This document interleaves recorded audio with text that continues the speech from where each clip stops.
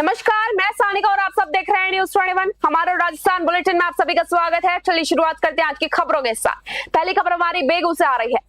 चित्तौड़गढ़ जिले के बेगू उपखंड क्षेत्र के बिच्छोर गांव में गिट्टी, डस्ट और पत्थर के रॉयल्टी नाके पर मनमानी और अवैध वसूली का मामला सामने आया है, जिससे वाहन चालकों, ट्रैक्टर डंपर मालिकों और ग्रामीणों में गहरा आक्रोश व्याप्त है। वाहन चालकों का आरोप है कि सरकार द्वारा रॉयल्टी की दर 91 रुपए प्रति टन निर्धारित है, लेकिन मौके पर नियमों की अनदेखी कर मनमाने दाम वसूले जा रहे हैं। चालकों के मुताबिक जहां नियम अनुसार 60 टन गिट्टी की रॉयल्टी 357 रुपए बनती है, वहीं ठेकेदार के कर्मचारियों द्वारा जबरन 500 रुपए वसूले जा रहे हैं। इस प्रकार प्रत्येक वाहन से करीब 143 रुपए अतिरिक्त ऐंठे जा रहे हैं। ग्रामीणों और चालकों का आरोप है कि पैसे न देने पर ठेका कर्मचारी गुंडागर्दी पर उतारू हो जाते हैं और धौंस जमाते हैं कि ये ठेका क्षेत्र के किसी बड़े नेता का है। इससे रॉयल्टी की आड़ में सरकार की छवि भी धूमिल हो रही है। विकास शुल्क या अन्य किसी मद के नाम पर की जा रही इस अवैध वसूली से परिवहन व्यवसाय से जुड़े लोगों पर भारी आर्थिक बोझ पड़ रहा है। बेगू से मदन मीणा की ग्राउंड रिपोर्ट।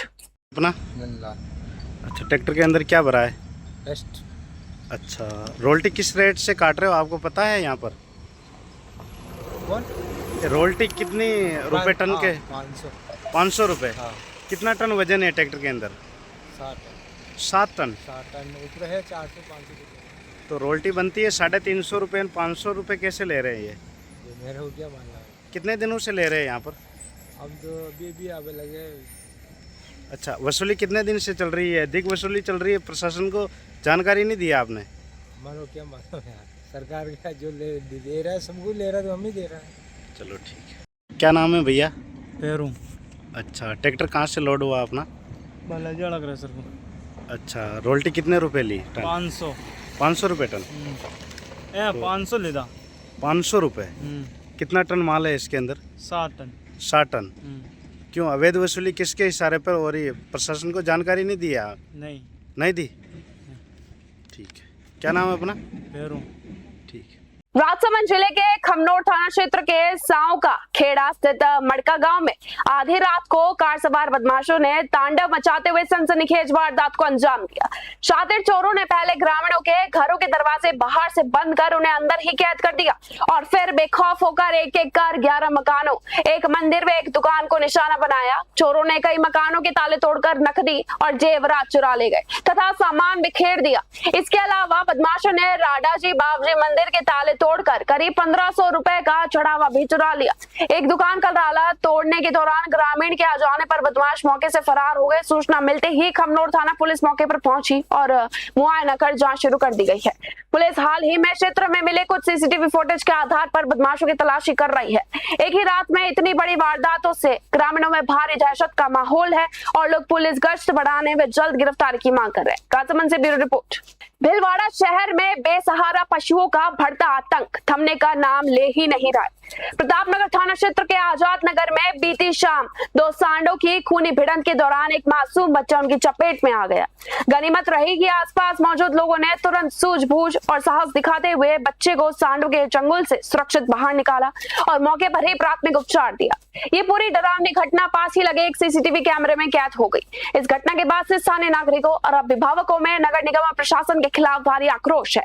लोगों का कहना है कि शहर में रोजाना बेसहारा सांडों की लड़ाई, राहगीरों पर हमले और सड़क हादसे आम बात हो चुकी है, जिससे सबसे ज्यादा खतरा स्कूली बच्चों, महिलाओं और बुजुर्गों को बना रहता है। भीलवाड़ा से राजाराम जैन की रिपोर्ट। जालोर जिले के आहोर उपखंड स्थित माधोपुरा गांव की महिलाएं बढ़े हुए बिजली बिलों की समस्या को लेकर विधायक कार्यालय पहुंची।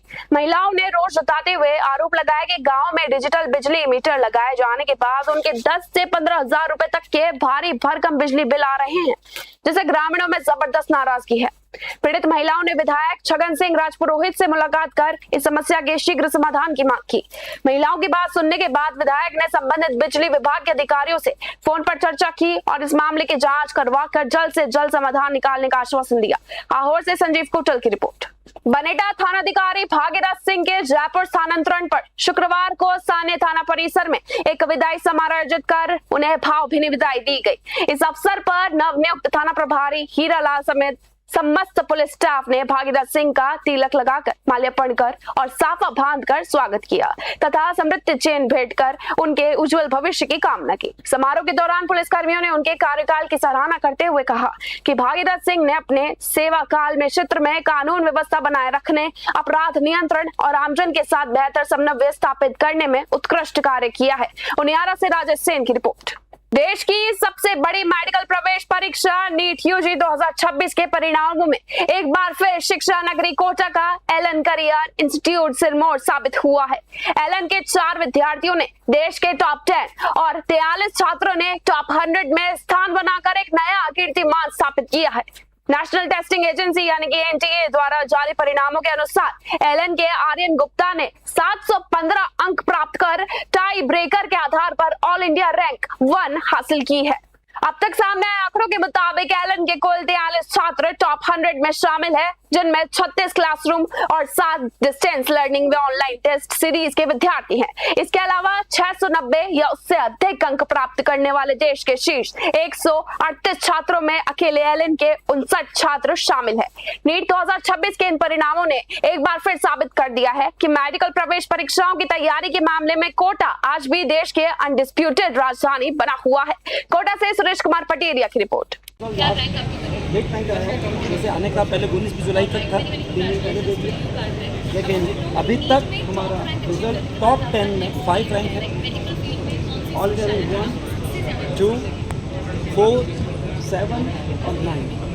इसमें 1 और 2 दोनों के बच्चों के नंबर बराबर है, 715, 715। लेकिन आप जानते हैं नीट यूजी के अंदर बायो का वेटेज 50% होता है, इसलिए बायो को वेटेज देखते हुए जिसका बायो में पूरा स्कोर से था उसको फर्स्ट रैंक डिक्लेयर किया आर्यन गुप्ता को, सेकेंड रैंक और फिर अभी 4th रैंक और फिर 7th रैंक, 9th रैंक। तो टॉप 10 की बात करें, फिर इसके बाद टॉप 100 की बात करें तो टॉप 100 के हिसाब से अभी तक कंपाइल होकर जो भी 46 इसमें एलन का रिजल्ट हो चुका है। इस बार आपने तो देखा होगा, आप लोग इस चीज़ से जुड़े हुए हैं, तो उसमें एक रिज़ल्ट और निकाला है कि अबाउट 690 कितने बच्चे हैं पूरे इस रिजल्ट के अंदर। तो उसमें हैं टोटल बच्चे हैं 138, उसमें एलन के 60 बच्चे हैं। इस बार एलन जो कट ऑफ बताया था टॉप के हिसाब से 690 के ऊपर कितने बच्चे वो, और यहाँ तक कि कट ऑफ किया जाएगा तो लगभग इस बार लग रहा है कि जो 38 साल का अनुभव इसके हिसाब से जो कट ऑफ बताया गया वो कट ऑफ लगभग सटीक वही बैठा, लगभग कट ऑफ 559 के आसपास था। 690 के ऊपर हमने एलन के लिए बोला था 60 बच्चे हैं, अभी भी 60 बच्चे दिख रहे हैं। एक एलन की मैंने आपको बोला था कि आंसर की अकेले पूरे भारत में एक एलन के आंसर की डिट्टो 100% जो एनटीए की थी वही बनी। बच्चों ने जब हमने कट ऑफ बताया टॉप 700 के ऊपर कितने बच्चे हैं, एलन के कितने हैं, तो कहीं ने बोला संभव ही नहीं है, असंभव है, बच्चों ने भी आपको बोला होगा। लेकिन जब एलन के अंदर पढ़ाई हो रही थी तो बच्चों को लगा भाई एलन के हिसाब से बच्चों को तैयार करते हैं क्वेश्चन पैमर की तरह, तो कैसा भी आ जाए पेपर का लेवल, बच्चे तैयार थे उसके लिए। और बच्चों के साथ faculty team, academic team, supporting team सब लोग तैयार थे, तो सबका पूरा सहभागिता से ये रिजल्ट आया है। और जैसे जे एडवांस का आया था ऐसे आज वापस खुशी का ऐतिहासिक दिन आया। धन्यवाद। एग्जाम हुआ है, किस तरीके से पूरे एग्जाम को आप देखते हैं? अरे जी, नीट मेरे लिए तो फ़ायदेमंद साबित हुआ है, मतलब मेरे नीट से ज़्यादा अच्छे मार्क्स लिए नीट में आए थे। मेरे लिए तो अच्छा। कैसे देखते हैं इस पूरे एग्ज़ाम को, जिस तरीके दोबारा मेहनत की बच्चों ने, उसके बाद में जो रिजल्ट आया है, और आपकी कौन सी रैंक है और आप कैसे पढ़ाई करते थे पूरी? मेरी ऑल इंडिया रैंक 4th है, मैंने 2 साल एलन में पढ़ाई की, 11th। कहाँ के रहने वाले हैं आप? बिहार। आपका नाम?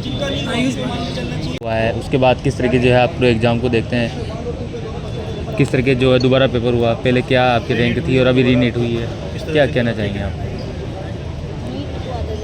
जी, फिर उसके बाद जब नीट का आया तो पहले तो काफ़ी लो फील हुआ था, बट नहीं ये लगा कि मैं बेटर स्कोर कर सकती हूँ या बेटर रैंक ला सकती हूँ, तो मैंने फिर दोबारा पढ़ाई चालू की और अच्छा मैं कॉलेज गई। अभी क्या जो है रैंक आई है आपकी? मेरी रैंक 58 है। क्या संदेश देना चाहेंगे कोटा को लेकर और बाकी जो बच्चे हैं जो तैयारी कर रहे हैं? कोटा पढ़ने के लिए बहुत अच्छी जगह है, अगर आप अच्छे से मेहनत करें तो बहुत आराम से रैंक निकाल लें। भैया जूते आ रहे हैं आपके? अच्छा ठीक, आपका नाम बताओ। डॉक्टर अनुष्का चौधरी। हनुमानगढ़ के नौहर क्षेत्र की ग्राम पंचायत भगवान से बड़ी लापरवाही का मामला सामने आया है, जहां मुख्य चौपाल पर लटकी जर्जर विद्युत लाइनें किसी बड़े हादसे को दावत दे रही है। बिजली विभाग की अनदेखी के चलते ग्रामीणों में भारी आक्रोश व्याप्त है। ग्रामीणों का कहना है कि क्षेत्र में जर्जर केबल के कारण रोजाना शॉर्ट सर्किट की घटनाएं हो रही है। हाई वोल्टेज के कहर से घरों में लगे पंखे, कूलर और फ्रिज जैसे महंगे इलेक्ट्रॉनिक उपकरण जलकर खाक हो चुके हैं, जिससे लोगों को लाखों रुपए का नुकसान उठाना पड़ता है। ग्रामीणों का आरोप है कि कई बार शिकायत करने के बावजूद बिजली विभाग के अधिकारी कान में तेल डालकर बैठे हैं और कोई सुनवाई ही नहीं हो रही है। चिंताजनक बात यह है कि मुख्य चौपाल पर ही देवी देवताओं के मंदिर है और यहीं से बच्चों के स्कूल का मुख्य रास्ता भी गुजरता है। ऐसे में खुले तारों और जर्जर लाइनों के कारण हर समय बड़े हादसे की आशंका बनी रहती है। व्यवस्था से त्रस्त ग्रामीणों ने प्रशासन और बिजली विभाग को अल्टीमेटम दिया है, यदि जल्द ही जर्जर केबल नहीं बदली गई तो वे देईदा स्थित 33 kV सब स्टेशन का उग्र घेराव करने को मजबूर होंगे। हनुमानगढ़ से विनोद चौधरी की रिपोर्ट। कामा थाना क्षेत्र के बरोली धाव गांव में जमीन को लेकर उपजा विवाद खूनी संघर्ष में बदल गया। भूमि के पुराने कब्जे और विवाद को लेकर दो पक्षों के बीच हुई तीखी झड़प के दौरान एक पक्ष ने ताबड़तोड़ फायरिंग कर दी। इस गोलीबारी की घटना में वीरेंद्र गुर्जर और दिलीप गुर्जर गंभीर रूप से घायल हो गए हैं। वारदात की सूचना मिलते ही कामा थाना प्रभारी सुनील कुमार पुलिस जाब्ते के साथ तुरंत मौके पर पहुंचे और स्थिति को नियंत्रित किया। पुलिस ने तत्परता दिखाते हुए दोनों घायलों को तुरंत राजकीय अस्पताल में भर्ती कराया, जहां उनका उपचार फिलहाल जारी है। घटना के बाद से इलाके में तनाव का माहौल है। कामा थाना पुलिस का कहना है कि फायरिंग के कारणों की गहराई से जांच की जा रही है तथा आरोपियों की पहचान कर उनकी धरपकड़ के लिए दबिश दी जा रही है। मामले में जल्द ही सख्त कानूनी कार्रवाई अमल में लाई जाएगी। कामा से राघव खान की रिपोर्ट। सीमावर्ती जिले जैसलमेर में नगर परिषद की तोड़फोड़ कार्रवाई से बेघर हुए तोताराम ढाणी के परिवारों का गुस्सा और दर्द लगातार बढ़ता जा रहा है। महारावल ब्रजराज सिंह आवासीय कॉलोनी के लिए नगर परिषद द्वारा अवैध अतिक्रमण हटाने के नाम पर कई कच्चे पक्के मकानों को ध्वस्त कर दिया गया था। इसके बाद से प्रभावित परिवारों ने जिला कलेक्टर को ज्ञापन सौंपने के साथ स्थानीय विधायक से मिलकर न्याय की गुहार लगाई थी, लेकिन कोई समाधान न मिलने पर अब इन लोगों ने कच्ची बस्ती में ही टेंट लगाकर अनिश्चितकालीन धरना शुरू कर दिया है। प्रदर्शनकारियों का कहना है कि वे पिछले 10 से 12 वर्षों से इस क्षेत्र में अपने परिवारों के साथ निवास कर रहे हैं और उनके पास सिर छुपाने का इसके अलावा कोई और दूसरा ठिकाना है ही नहीं। उन्होंने प्रदेश सरकार और जिला प्रशासन से कड़े शब्दों में मांग की है कि उन्हें तत्काल न्याय दिया जाए तथा उचित पुनर्वास करते हुए स्थायी आवास उपलब्ध कराया जाए। जैसलमेर से महेंद्र सिंह की ग्राउंड रिपोर्ट। जी, हमारे धरने को 18 से 19 दिन हो गए और हमारी यही मांग है कि हमें आशियाने बनाने के लिए जगह दे। उन्होंने आश्वासन दिया कि कुछ ना कुछ करेंगे, लेकिन अभी तक हमारे लिए कुछ भी नहीं किया उन्होंने। धरना लगाया, उसके बाद में कोई प्रशासनिक अधिकारी और कोई नगर पालिका से कोई भी नहीं आया। यही मांग रहे हैं कि हमें आशियाने बनाने दिए जाए। डाक विभाग की ओर से रानी बाजार स्थित होटल उत्सव में एक्सपोर्ट फैसिलिटेशन मीट का आयोजन किया गया। कार्यक्रम का उद्देश्य निर्यातकों, व्यापारियों, MSME उद्यमियों और हस्तशिल्प कारीगरों को डाक विभाग की आधुनिक निर्यात सेवाओं की जानकारी देना रहा। अधीक्षक डाकघर राम अवतार सोनी ने कार्यक्रम का शुभारंभ किया। निदेशक डाक सेवाएं कर्नल सतीश सोनकी ने कहा कि भारतीय डाक विभाग डिजिटल युग में निर्यातकों को कम लागत और भरोसेमंद सेवाएं उपलब्ध करा रहा है। बैठक में डाक निर्यात केंद्र की कार्यप्रणाली समझाई गई। अधिकारियों ने बताया कि हस्तशिल्प, ऊनी वस्त्र, गारमेंट, मसाले और ज्वेलरी जैसे उत्पाद विदेश भेजने की सुविधा डाकघरों के माध्यम से उपलब्ध है। कस्टम और GST अधिकारियों ने निर्यात नियमों और दस्तावेजी प्रक्रिया की जानकारी भी दी। बीकानेर से ब्यूरो रिपोर्ट। चित्तौड़गढ़ जिले के रावत भाटा से एक बेहद दुखद और चौंकाने वाली घटना सामने आई है, जहां में 16 वर्षीय एक छात्र की अचानक तबीयत बिगड़ने से मौत हो गई। इतनी कम उम्र में हुई इस असामयिक मृत्यु ने पूरे शहर को स्तब्ध और गमगीन कर दिया है। मृतक छात्र के पिता रामनिवास लोधा रावत भाटा क्षेत्र के सक्रिय भाजपा कार्यकर्ता हैं।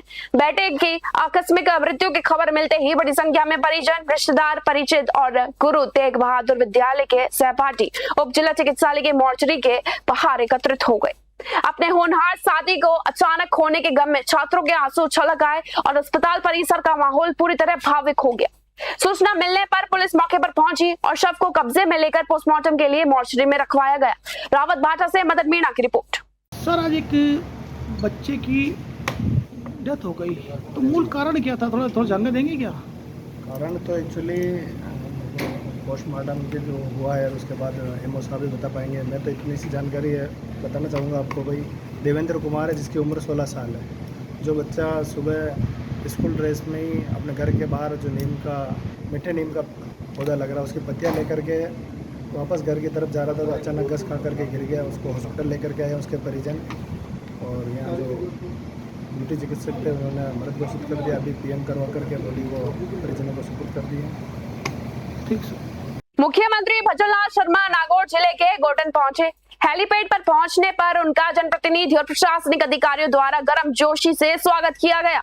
स्वागत करने वालों में प्रभारी मंत्री कन्हैया लाल चौधरी, मंत्री मंजू भागमार, मेड़ता विधायक लक्ष्मण कलरू, विधायक रेवतराम डांगा, किसान आयोग अध्यक्ष CR चौधरी, पूर्व प्रदेश महामंत्री जगबीर छावा और पूर्व विधायक सुखराम नेतगिया प्रमुख रूप से शामिल रहे। इस दौरान अजमेर संभागीय आयुक्त शक्ति सिंह राठौर, IG राजेंद्र सिंह, जिला कलेक्टर देवेंद्र कुमार और अतिरिक्त पुलिस अधीक्षक आशाराम सहित कई वरिष्ठ प्रशासनिक अधिकारी भी मौजूद रहे। मेड़ता सिटी से सुशील दिवाकर की रिपोर्ट।